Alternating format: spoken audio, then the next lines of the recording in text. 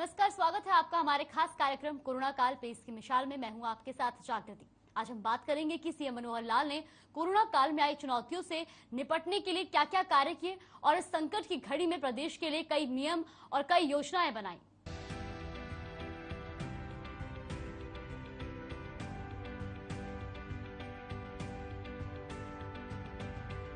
मनोहर लाल ने हरियाणा आज कार्यक्रम में की शिरकत।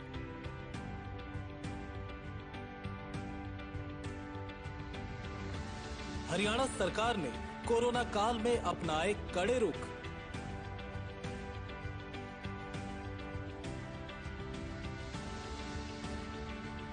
प्रदेश के बुनियादी ढांचों में सुधार के लिए बनाई योजनाएं।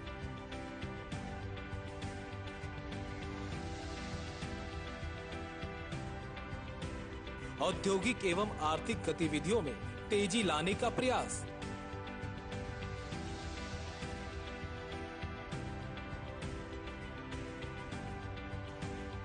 उद्योगों के बढ़ावे के लिए बनाई जिलावार क्लस्टर योजना।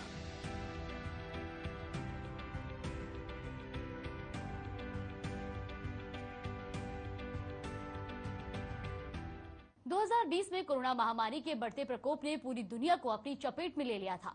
पूरे पृथ्वी पर विनाश की घड़ी में मौत के आंकड़े आसमान छूते जा रहे थे, जिस पर हरियाणा सरकार ने कड़े रुख अपनाए और हरियाणा आज कार्यक्रम के माध्यम से प्रदेशवासियों से मुखातिब हुए और प्रदेश में कई योजनाएं लागू की और प्रधानमंत्री नरेंद्र मोदी का विशेष आभार व्यक्त किया।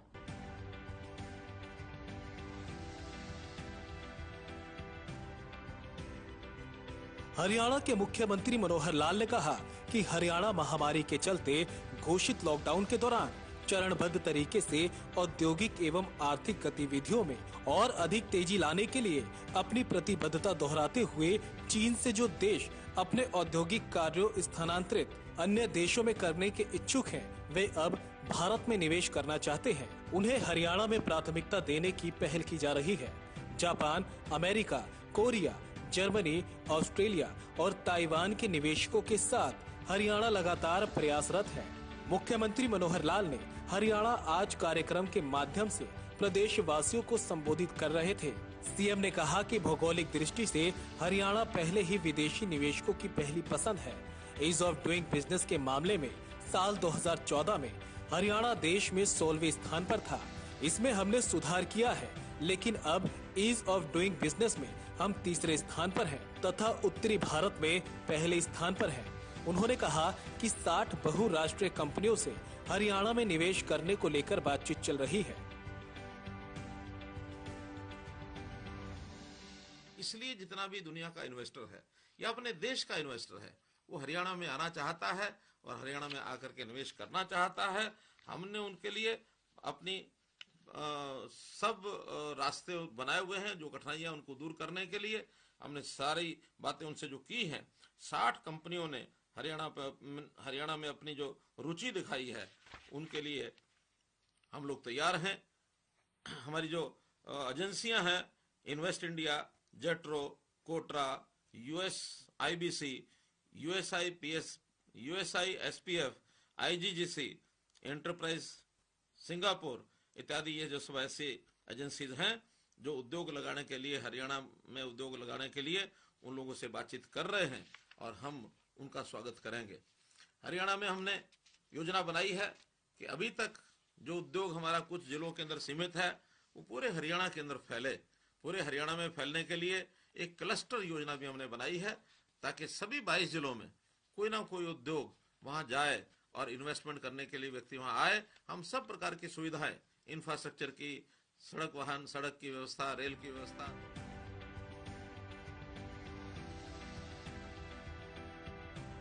सीएम ने कहा कि उद्योग केवल एक जिले में सीमित न रहे, इसके लिए उद्योगों को पूरे राज्य में बढ़ाने के लिए जिलावार क्लस्टर योजना बनाई जाएगी। इसके लिए आगामी भविष्य में सड़क की व्यवस्था, रेल की व्यवस्था या अन्य कोई आवश्यकता होगी तो उसे पूरा करेंगे।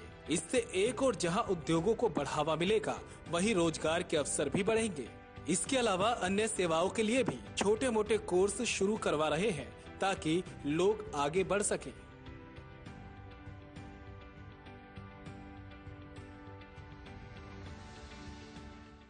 अम्बाला में वैज्ञानिक उपकरण, साइंटिफिक इंस्ट्रूमेंट्स, इसको बढ़ावा दिया जाएगा।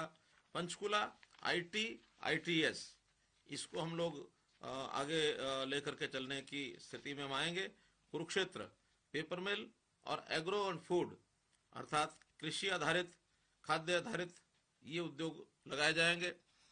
पानीपत में टेक्सटाइल पहले से चल रहा है, एग्रो एंड फूड इसको हम आगे बढ़ाएंगे। इसी प्रकार सोनीपत एग्रो फूड और ऑटोमोबाइल कंपोनेंट्स इसके लिए कार्य किया जाएगा। झज्जर में फुटवियर, खास करके बहादुरगढ़ में इसको और विस्तार दिया जाएगा। फरीदाबाद में auto components, construction and engineering, agro and food in चीजों को आगे बढ़ाया जाएगा।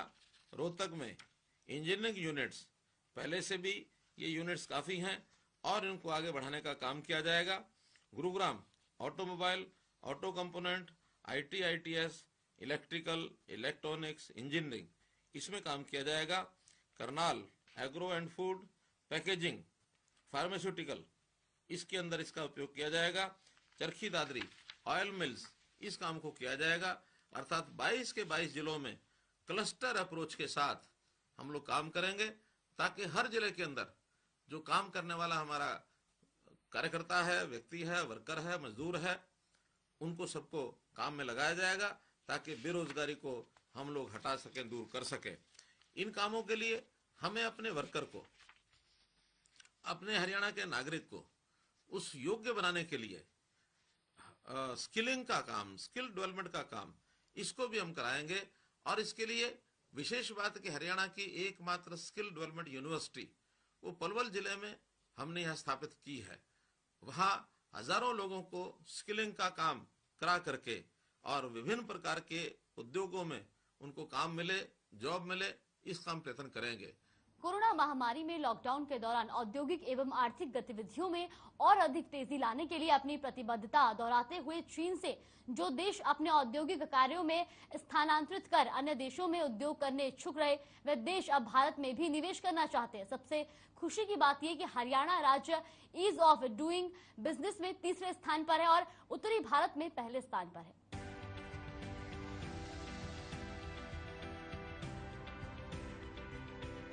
सीएम मनोहर लाल ने कहा कि लॉकडाउन के दौरान कुछ ढील देकर उद्योगों को दोबारा शुरू किया गया है। उन्होंने औद्योगिक इकाइयों को सरकार की ओर से विभिन्न प्रकार की रियायतों की जानकारी देते हुए बताया कि जिन औद्योगिक इकाइयों के मार्च, अप्रैल और मई माह के बिजली बिल जनवरी और फरवरी माह की औसत से आधे आएंगे, उन्हें फिक्स चार्ज में 25% की छूट दी जाएगी। शेष 75% राशि जुलाई से दिसंबर तक 6 बराबर किस्तों में ली जाएगी।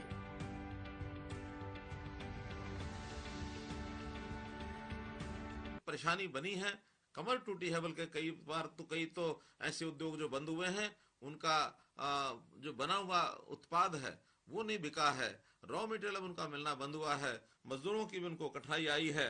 खास करके जो रेड जोन है और जिसमें कंटेनमेंट जोन है वहाँ औद्योगिक गतिविधियां वो कुछ प्रतिबंध जो लगाए हुए हैं उन प्रतिबंधों के हिसाब से जहां कहीं खुलने की स्थिति आएगी हम खुलवाएंगे और जहां ऑरेंज जोन और ग्रीन जोन है वहां पर उद्योग को ये चलाएं।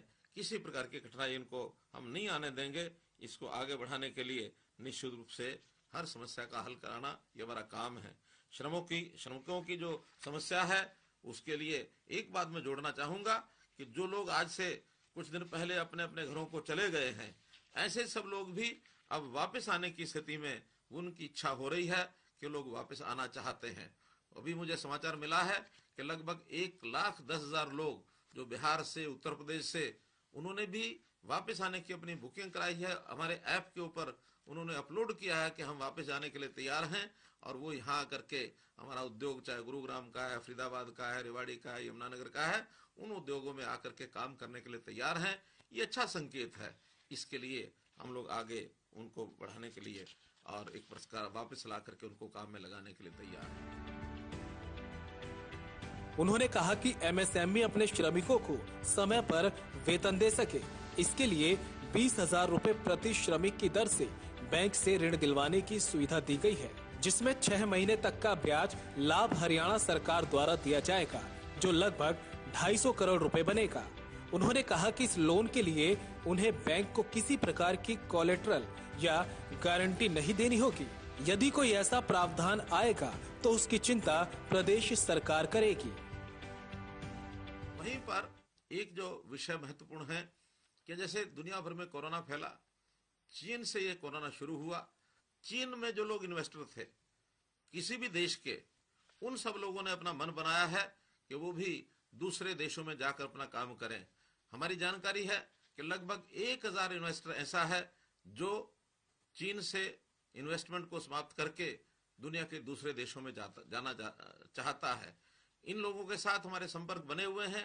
हमने वीडियो कॉन्फ्रेंस के माध्यम से कुछ जो निवेश करता है उनसे बातचीत की है और वो उन देशों में जैसे जापान है, अमेरिका है, कोरिया है, जर्मनी है, ऑस्ट्रेलिया और ताइवान, यहाँ के इन्वेस्टर सब चीन की बजाय और भारत में आना चाहते हैं।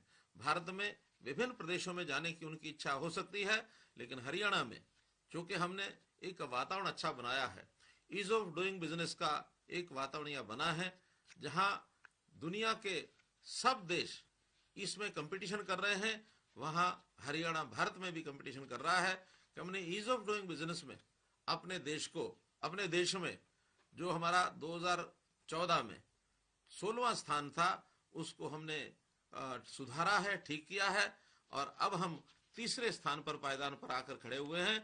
हमने देश के अंदर अपना स्थान अच्छा बनाया है। इसलिए जितना भी दुनिया का इन्वेस्टर है या अपने देश का इन्वेस्टर है वो हरियाणा में आना चाहता है और हरियाणा में आकर के निवेश करना चाहता है। हमने उनके लिए अपनी सब रास्ते बनाए हुए हैं। जो कठिनाइयां उनको दूर करने के लिए हमने सारी बातें उनसे जो की हैं। 60 कंपनियों ने हरियाणा में अपनी जो रुचि दिखाई है उनके लिए हम लोग तैयार हैं। हमारी जो एजेंसियां हैं, इन्वेस्ट इंडिया, जेट्रो, कोटरा, USIBC, USIPS, USISPF, IGGC, enterprise Singapore इत्यादि, ये जो सब ऐसी एजेंसीज हैं जो उद्योग लगाने के लिए, हरियाणा में उद्योग लगाने के लिए उन लोगों से बातचीत कर रहे हैं और हम उनका स्वागत करेंगे। कोरोना महामारी में लगाए लॉकडाउन के दौरान सीएम मनोहर लाल ने प्रदेश में कुछ ढील देकर उद्योगों को दोबारा शुरू किया है। साथ ही औद्योगिक इकाइयों में विभिन्न प्रकार की रियायतें दी है। बिजली बिल में भी रियायतें दी हैं। कोरोना महामारी के दौरान MSME अपने श्रमिकों को समय पर वेतन दे सके, इसके लिए भी 20,000 रुपए प्रति श्रमिक की दर से बैंक से ऋण दिलवाने का प्रावधान किया।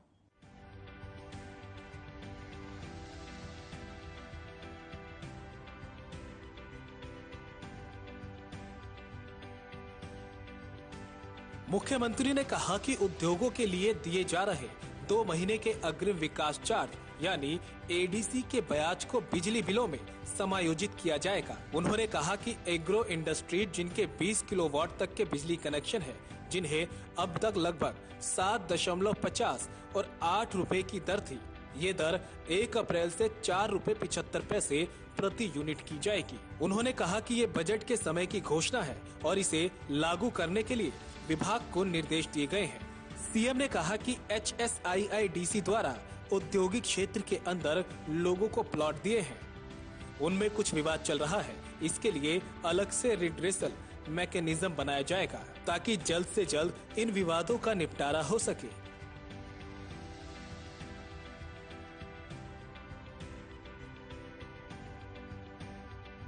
योजनाएं आगे आवश्यकताएं होंगी उसका सब काम पूरा करेंगे। इन 22 जिलों के अंदर विशेष तौर पर गुरुग्राम, फरीदाबाद, रेवाड़ी, सोनीपत, ये जिले ऐसे हैं जहां पहले से उद्योग अपना पर्याप्त मात्रा में पहले चलता है।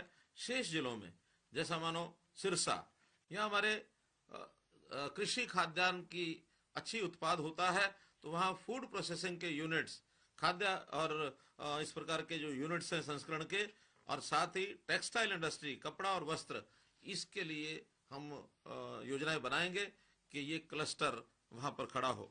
इसी प्रकार फतेहाबाद में food and agro industry, iron steel industry, Jind में एग्रो एंड फूड इंडस्ट्री या साथ खाद्य आधारित जो कृषि आधारित खाद्य सामग्री तैयार करने के लिए इंडस्ट्री, आयरन स्टील, हिसार में आयरन स्टील का पहले से अच्छा उद्योग है, उसी को बढ़ावा दिया जाएगा।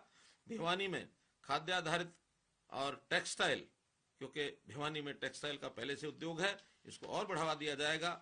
महेंद्रगढ़ में क्योंकि सरसों का वो क्षेत्र है, ऑयल मिल्स बहुत हैं, वहाँ ऑयल मिल्स को बढ़ाया जाएगा। ऑटो कंपोनेंट्स इनको बढ़ाया जाएगा।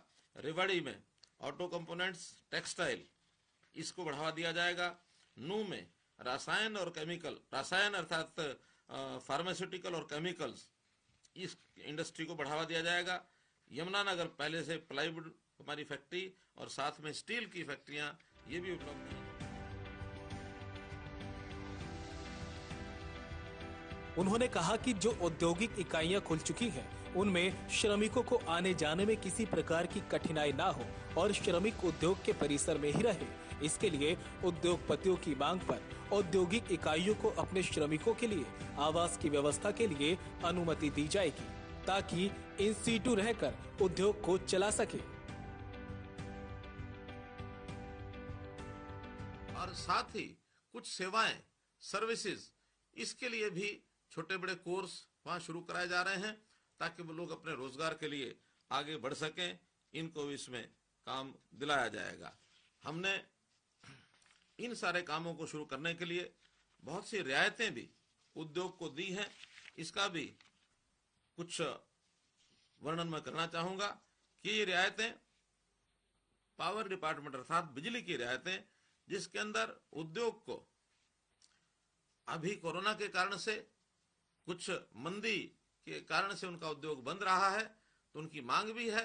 हमने इसकी घोषणा की है कि उद्योग के जो फिक्स्ड चार्जेस हैं, जो उनके लिए स्थायी जो खर्च है, उसको कम करने के लिए ऐसे उद्योग जिनके बिल मार्च, अप्रैल और इसमें अब एक महीना आज से और जोड़ा जा रहा है, वो मई, तो अब मार्च, अप्रैल और मई तीनों महीने में जिनका जनवरी और फरवरी के एवरेज बिल से आधा बिल आया है, आधे से कम आया है, ऐसे लोगों को जो इनका फिक्स चार्ज है उसमें 25% की एक वर्ष का छूट दी जाती है और बाकी 75% का जो खर्च है जुलाई से लेकर दिसंबर तक 6 बराबर किस्तों के अंदर इनसे लिया जाएगा, ताकि इनके ऊपर अभी इस समय ये वजन न पड़े।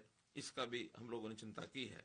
साथ ही ऐसे सब उद्योग, इनको प्रति वर्कर के हिसाब से 20,000 रुपया उनकी सैलरी को अच्छे से भुगतान करने के लिए बैंक से लोन दिलवाने के लिए बात की गई है। इस लोन का कोई कोलेटरल उनको नहीं देना है, कोई गारंटी नहीं देनी है। गारंटी की किसी प्रकार का कोई प्रावधान यदि आएगा, उसकी चिंता प्रदेश सरकार करेगी। तो इसलिए इनको आसानी से 20,000 रुपया प्रति वर्कर का लोन और इसका 6 महीने तक का इंटरेस्ट, ब्याज, ये हरियाणा सरकार अपनी ओर से देगी, जो लगभग 250 करोड़ रुपया इसका खर्च आने वाला है। ये हमने ऐसे सब उद्योगों के लिए ये सब किया है। कुछ लेबर लॉज, इसके अंदर छूट देने की बात कही गई है। कुछ प्रदेशों ने छूट दी भी है। उल्लेख करना चाहूंगा कि जिन प्रदेशों ने अब जो छूट दी है, हमारे यहाँ बहुत से कानून जो अभी दूसरे प्रदेशों में लागू थे, हमने 2017 में ही उनमें सुधार कर लिया था। फिर भी बाकी सब प्रदेशों के लेबर लॉज को देखते हुए हमें भी अगर किसी लॉ में, किसी कानून में, किसी पॉलिसी में बदलाव करने की आवश्यकता होगी, तो हम आने वाले 7 दिन के अंदर अंदर ये सारे लॉज, इनको भी ठीक किया जाएगा। मुख्यमंत्री ने कहा कि उद्योगों के लिए दिए जा रहे 2 महीने के अग्रिम विकास चार्ज यानी एडीसी के ब्याज को बिजली बिलों में समायोजित किया जाएगा। HSIIDC द्वारा औद्योगिक क्षेत्र के अंदर लोगों को प्लॉट दिए हैं, इसके लिए अलग से रिड्रेशल मैकेनिज्म बनाया जाएगा। औद्योगिक इकाइयों में भी श्रमिकों को किसी प्रकार की कठिनाई न हो, इसकी भी व्यवस्था की गई है। मुख्यमंत्री मनोहर लाल ने कहा कि कोरोना महामारी के चलते पिछले दिनों मजदूरों का पलायन शुरू हुआ था, परंतु जब से सरकार ने MSME को गति देने की बात शुरू की, तब से ये संख्या कम होने लगी है। उन्होंने कहा कि अब प्रदेश में औद्योगिक गतिविधियां शुरू हो चुकी हैं और इस समय तक लगभग 13 लाख कर्मचारी अपने काम में लग गए हैं और उम्मीद है कि अब प्रवासी मजदूर यहीं रुकेंगे। उन्होंने कहा कि फिर भी यदि प्रवासी श्रमिक जाना चाहते हैं तो उनके जाने की पूर्ण व्यवस्था प्रदेश सरकार द्वारा की जाएगी। आने वाले 7 दिन में 100 ट्रेनें चलाई जाएंगी। तो आपने देखा कि हरियाणा के सीएम मनोहर लाल ने कोरोना काल में स्वास्थ्य क्षेत्र में अच्छे से ध्यान दिया था, जिसका नतीजा ये रहा कि अन्य राज्यों को देखते हुए हरियाणा में कोरोना के कम केस मिले। पहली लहर की तुलना में दूसरी लहर में रिकवरी रेट काफी अच्छा पाया गया। स्वास्थ्य क्षेत्रों में भी काफी सुधार पाया गया। मरीजों को भी सुचारू रूप से अस्पतालों में उपचार मिला। एमएसएमई उद्योगों को बढ़ावा दिया। उद्योगों को पूरे राज्य में बढ़ाने के लिए जिला वार क्लस्टर योजना बनाई। इसके अलावा अन्य सेवाओं के लिए भी छोटे मोटे कोर्स शुरू करवा रहे हैं ताकि लोग आगे बढ़ सके। फिलहाल हमारे इस खास कार्यक्रम में बस इतना ही। मुझे दीजिए इजाजत। नमस्कार।